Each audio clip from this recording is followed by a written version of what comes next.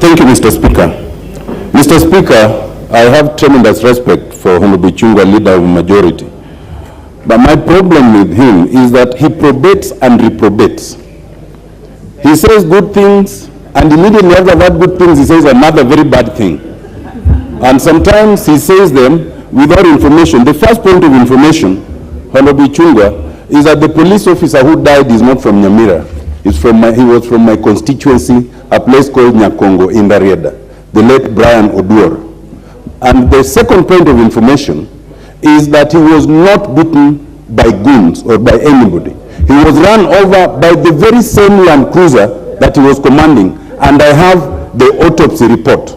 And in fact, we have sought compensation from the police for killing my constituent. Now, if you allow me 1 more minute, Mr. Speaker, on the substantive issue, I just want to confirm it's not a matter of speculation. As Honorable Chungwa might be saying, it is true that our security was withdrawn. But let us just make this distinction. First, withdrawal of security of a member of parliament must be different from withdrawal of security of those who the law mandates provision of security. Like you, Mr. Speaker, when you retire, you are entitled to security, and it cannot be a matter of discretion of anyone. So a former vice president, a former prime minister, and people of that caliber are by law entitled to security. That cannot be withdrawn, and it's not a matter of discretion. When it comes to a member of parliament, Mr. Speaker, there is good reason why members of parliament have security. And in fact, this matter has been affirmed even by the High Court in a constitutional petition.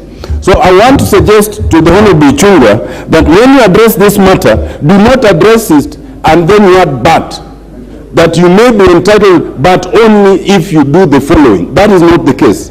I want to assure Mr. Chungwa, Honorable Chungwa, I have always stood firm. In the last parliament, I was firm. When our security was withdrawn, when some of the security of those who are perceived to be against government then was withdrawn, I've always maintained that a member of parliament is entitled to security at all times, irrespective of what they say.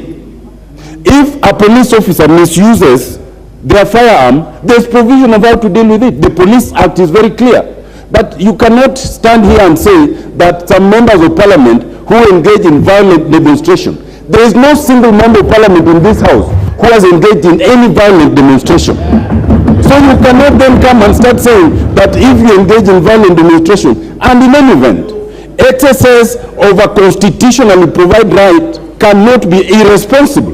Mr. Speaker, I just want to emphasize this point, that even those who think it's a matter of discretion, if you lose one member of parliament, and right now, there are situations and there are people who have been tasked to deal with some members of parliament, including myself. Losing one member of parliament, it is these same people who will be crying on how much money you're using to do the by-election. So, Mr. Speaker, what I wanted to invite you to do is to make a very firm finding that irrespective of where you are, whether you are in government or not, minority or majority, a member of parliament is entitled to security until and unless there is misuse, in which case they are dealt with under the Police Act.